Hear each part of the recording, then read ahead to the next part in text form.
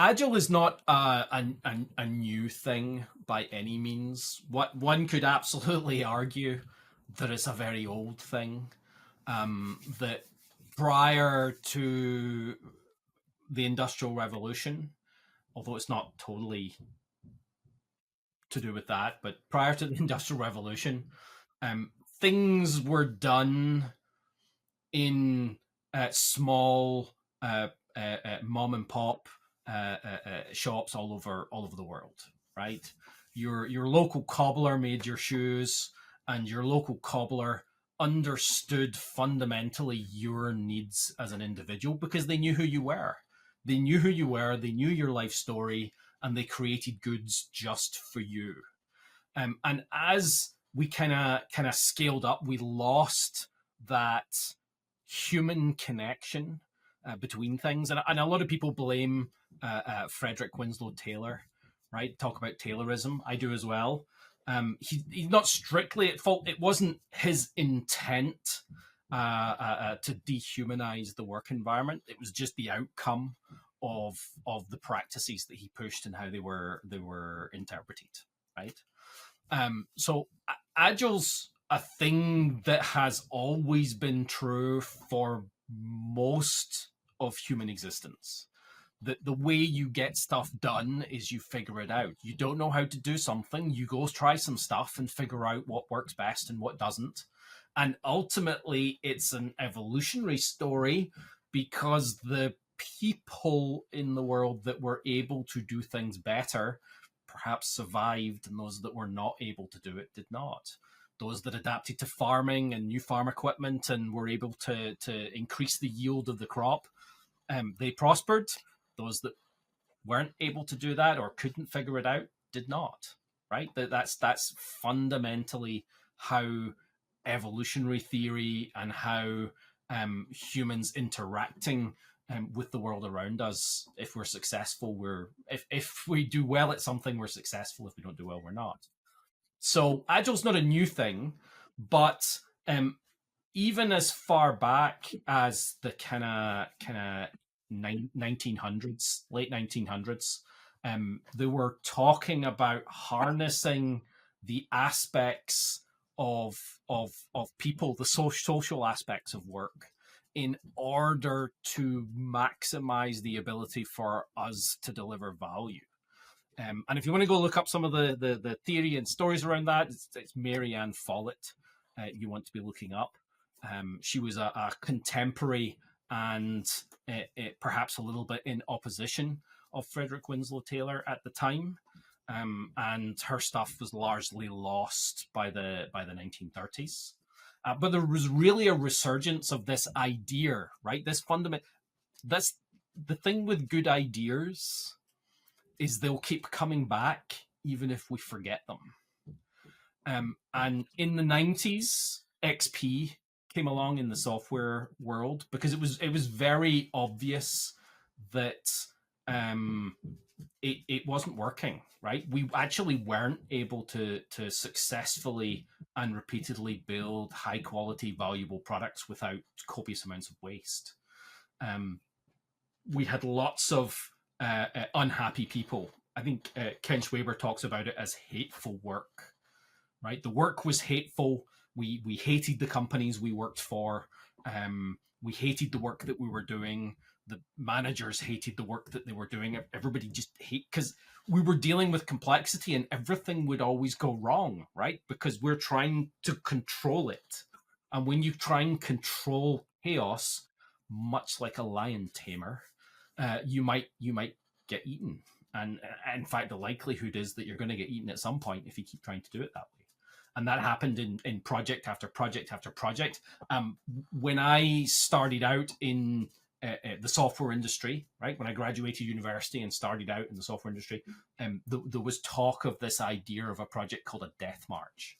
And a death march project is a project that every single person on it already understands before we've hardly started the project, and everybody already understands that it's dead on arrival, right? It's not going anywhere. It's not going to be successful. We're not going to be able to do this. It's not going to cost what they think it's going to cost. It's not going to be done in that time.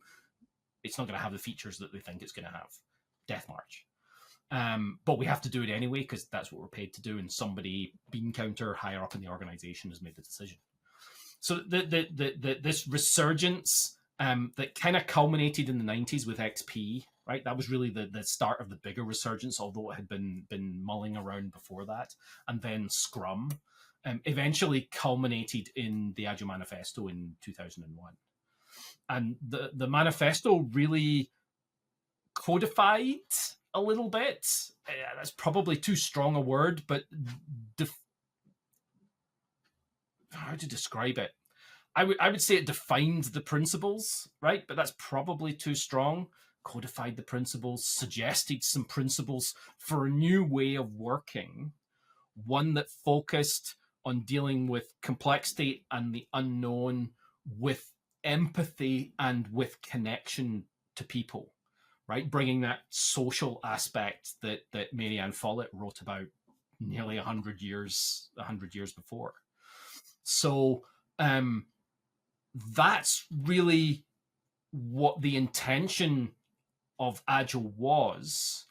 However, it was kind of predicated, right, on competence. There was an assumption of the inherent craftsmanship and competence of the participants that we were going to build on. However, the demand, especially, like I graduated university in 2000, first job 2001-ish.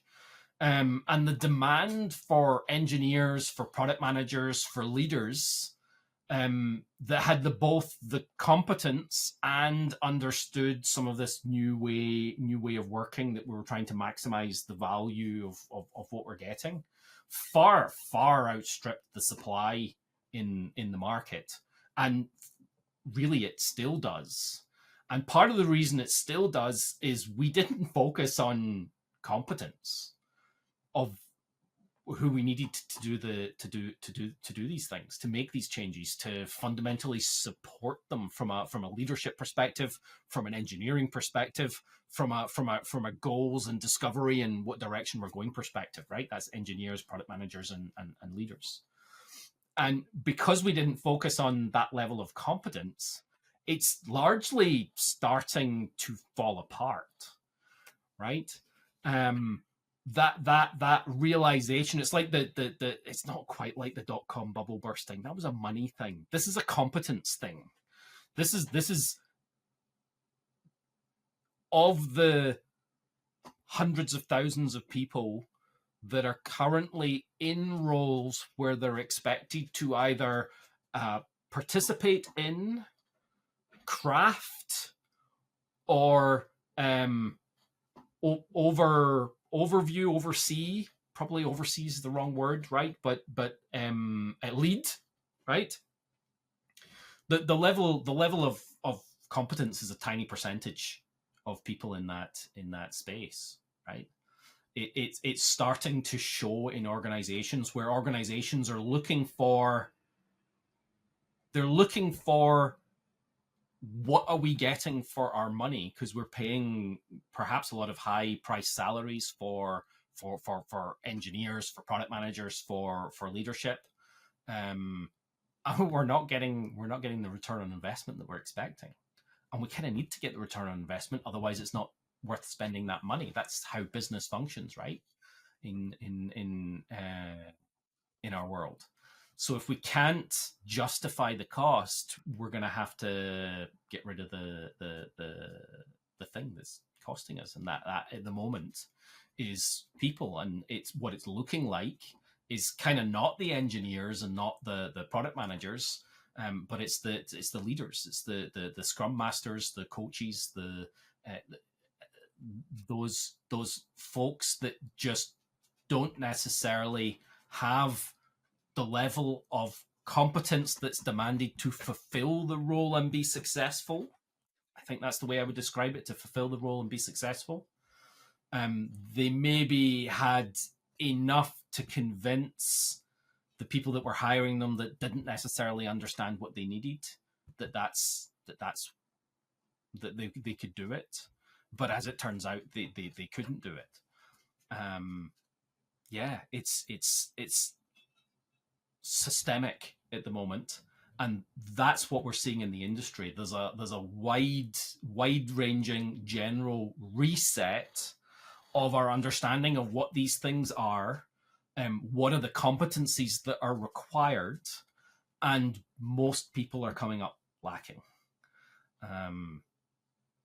So that's kind of what we intended to do when we were originally talking about Agile back in 2001. I just started, so I'm commenting on what they were thinking at the time.